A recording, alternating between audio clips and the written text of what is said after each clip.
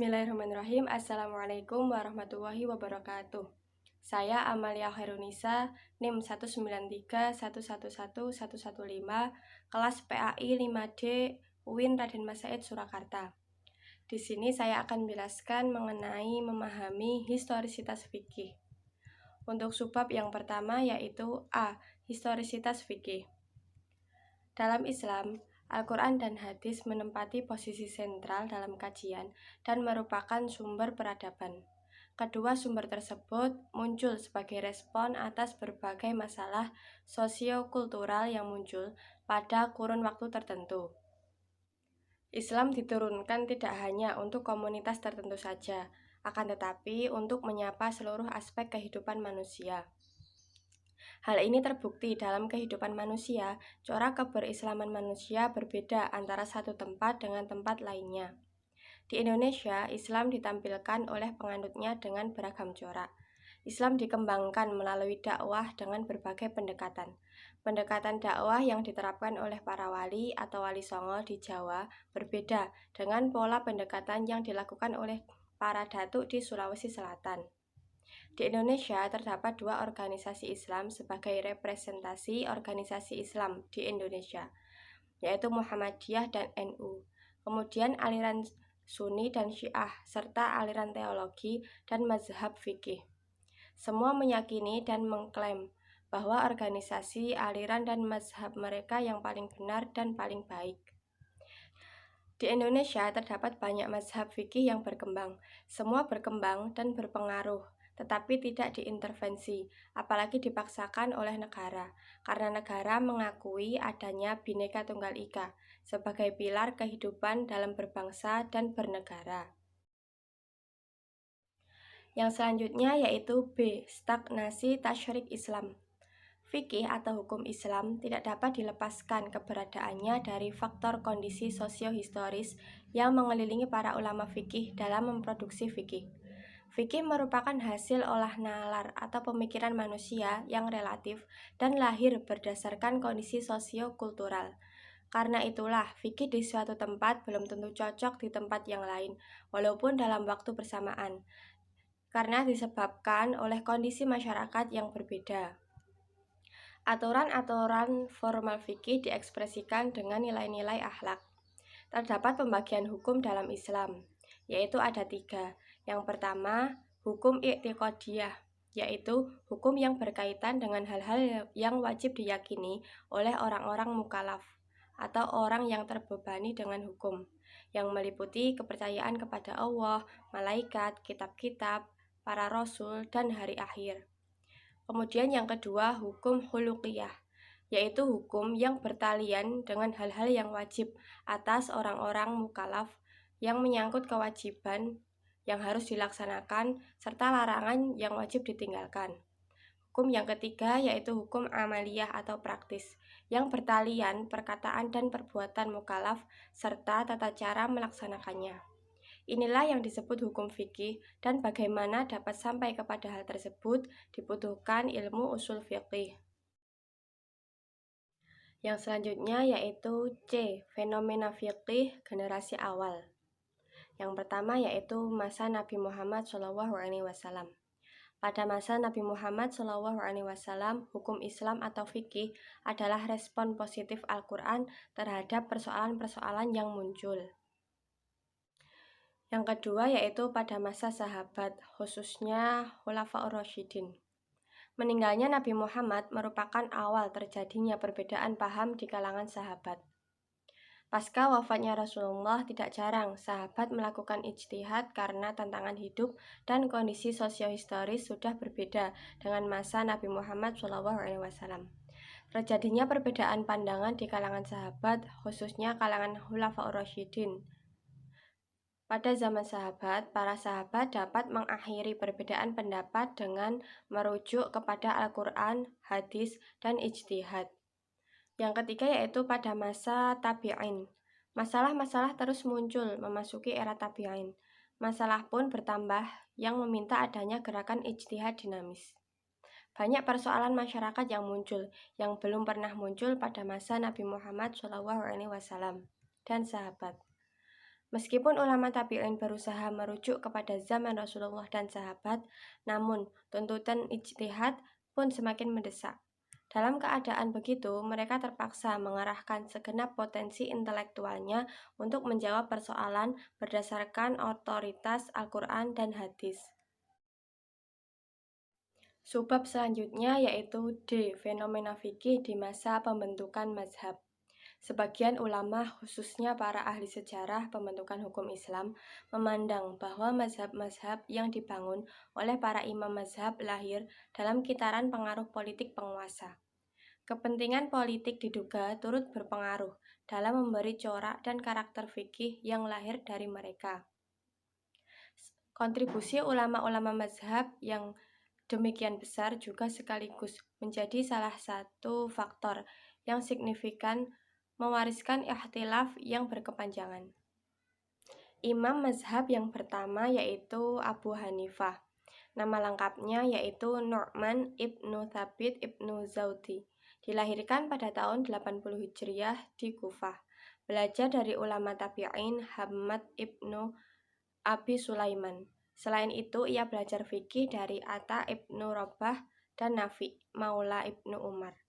Abu Hanifah mengalami perpindahan kekuasaan dari Bani Umayyah ke Bani Abbas. Dalam peralihan ini, Kufah menjadi pusat pergerakan. Kemudian imam yang kedua adalah Imam Malik. Bernama lengkap Malik ibnu Anas ibnu Malik ibnu Abi Amir. Ia berguru kepada ulama Madinah. Pertama kalinya ia belajar dari Abdurrahman ibnu Hurmuz. Ia termasuk salah satu imam hadis yang terpercaya. Imam yang ketiga yaitu Al-Imam Asy-Syafi'i. Nama lengkapnya adalah Abdullah ibnu Muhammad ibnu Idris ibnu Abbas ibnu Utsman ibnu Syafi'i al-Syafi'i al-Muttalibi. Ia dilahirkan di Guzah tahun 150 Hijriah.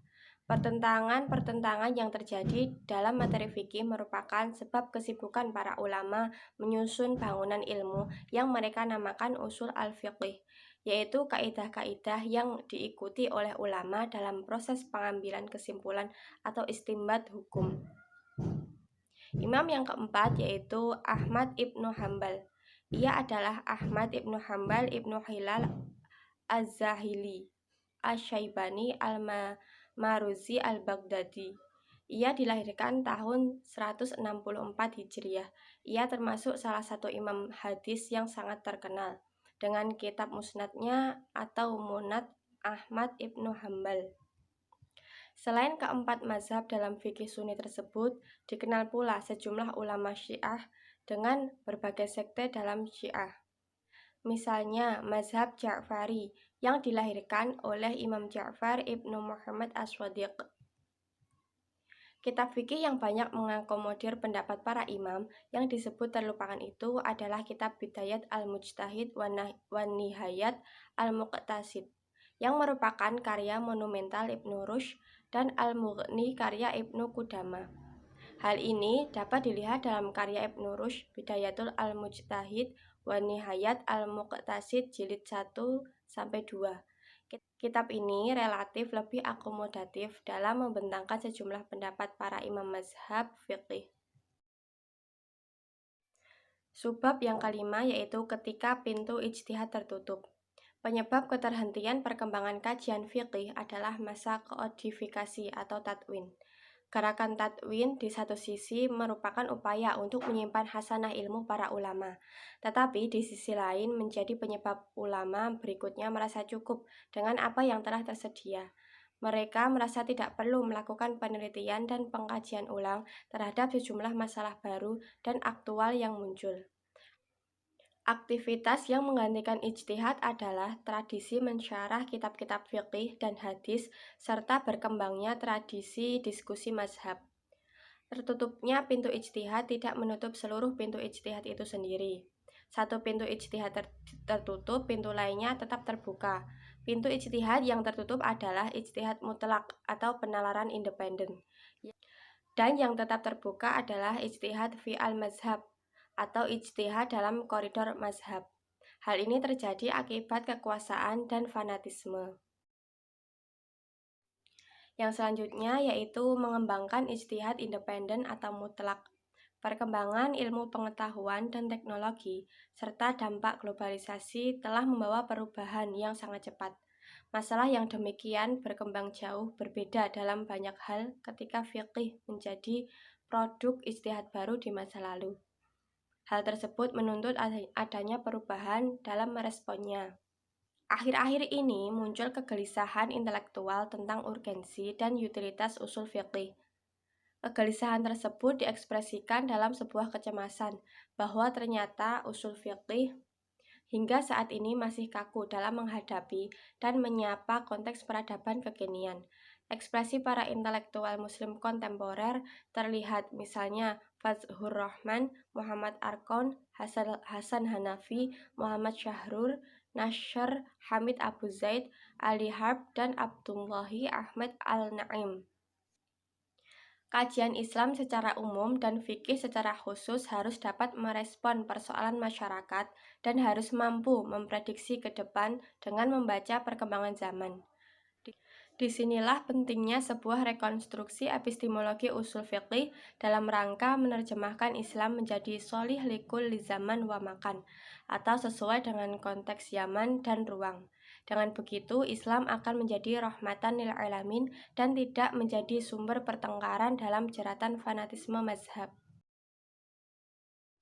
Materi selanjutnya yaitu Islam Indonesia, Islam yang majemuk. Umat Islam Indonesia merupakan umat Islam yang unik dan heterogen, yang terdiri dari agama, ras, budaya, suku, kepercayaan, dan adat istiadat. Potensi konflik atas nama agama juga merupakan masalah serius yang harus dipertimbangkan dalam mengambil kebijakan. Adanya mazhab penguasa di masa lalu telah mewariskan fanatisme yang kuat, sehingga pandangan ulama pendiri mazhab dianggap telah memadai. Akibatnya, semangat mengkaji Al-Quran dan Sunnah melemah. Ditambah pula situasi dan kondisi sekarang yang telah berubah dengan perkembangan iptek dan segala dampak yang timbul. Tentu ini merupakan permasalahan tersendiri. Kegelisahan intelektual tersebut adalah respon atas perlakuan umat yang lebih mensakralkan kebenaran fiqih sesuai mazhab yang dianutnya, dibandingkan dengan animo untuk menggali sumber dari Al-Quran dan Al-Hadis. Upaya semacam ini akan mendapat respon lebih lanjut dalam perkembangan peradaban manusia. Materi selanjutnya yaitu kearifan menyikapi perbedaan. Dalam kehidupan pasti terdapat keragaman dan dapat berpeluang memicu benih-benih konflik. Munculnya konflik di masyarakat pada umumnya dipicu oleh keragaman yang meningkat menjadi perbedaan dan bahkan meningkat hingga menjadi pertentangan terbuka. Hal itu seringkali terjadi dalam kehidupan masyarakat karena keragaman atau perbedaan yang menimbulkan permusuhan, disintegrasi, hingga pertumpahan darah. Hal itu dapat terjadi jika keragaman dipahami dan disikapi secara negatif. Keragaman dapat disikapi secara arif dan positif sebagai bagian dari sunatullah, maka ia akan membawa kehidupan ini menjadi lebih dinamis, indah, dan menarik untuk dijalani. Salah satu hadis yang sangat populer terkait dengan perbedaan pendapat adalah hadis yang artinya perbedaan pendapat dari umatku adalah rahmat. Keragaman dan perbedaan dalam berbagai aspeknya baik secara individu maupun kelompok harus disikapi secara arif, agar dengan begitu kehidupan individu dan kelompok akan lebih dinamis, sehingga dapat melahirkan kompetisi secara sehat untuk memperoleh kebaikan, tolong-menolong dalam menata kehidupan di bumi ini. Indonesia sendiri berdiri atas pengakuan akan eksistensi keragaman, yaitu Bhinneka Tunggal Ika, yang artinya berbeda-beda tetapi tetap satu jua. Maka dari itu, sebagai bangsa Indonesia diharapkan kita dapat bersatu dan menghargai setiap perbedaan yang ada. Rumusan fikih yang lahir diharapkan lebih akomodatif dan toleran terhadap fakta keragaman yang ada, dengan prinsip bersatu pada hal-hal yang disepakati dan toleran terhadap perbedaan. Untuk subbab materi yang terakhir yaitu urgensi perumusan fikih Islam Indonesia.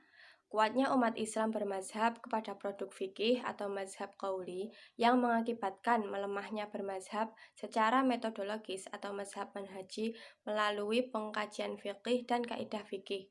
Jadi dibutuhkan kesadaran, sejarah, dan kepekaan terhadap realitas kontemporer bagi umat Islam dalam merespon konteks terkini. Sebab Al-Quran sebagai wahyu dari Allah, sementara fikih merupakan produk dan hasil kreasi intelektual para fuqaha. Hendaknya dapat dibedakan. Warisan yang ditinggalkan Nabi Muhammad SAW adalah Al-Quran dan As-Sunnah. Ulama fikih atau fuqaha idealnya mewariskan cara memahami Al-Quran dan Sunnah, dan bukan semata-mata pada produknya saja. Pintu ijtihad seharusnya tidak ditutup dan harus terbuka demi mengakses daya kreasi ulama belakangan. Sebab fikih sebagai salah satu cabang ilmu atau kajian Islam harus terus diuji. Fikih sebagai produk pemikiran yang dipengaruhi oleh kondisi sosiohistoris masyarakat seharusnya tidak dipandang sebagai sesuatu yang baku dan absolut. Demikianlah penjelasan saya mengenai materi memahami historisitas fikih. Semoga bermanfaat, dan apabila ada kesalahan saya mohon maaf. Wassalamualaikum warahmatullahi wabarakatuh.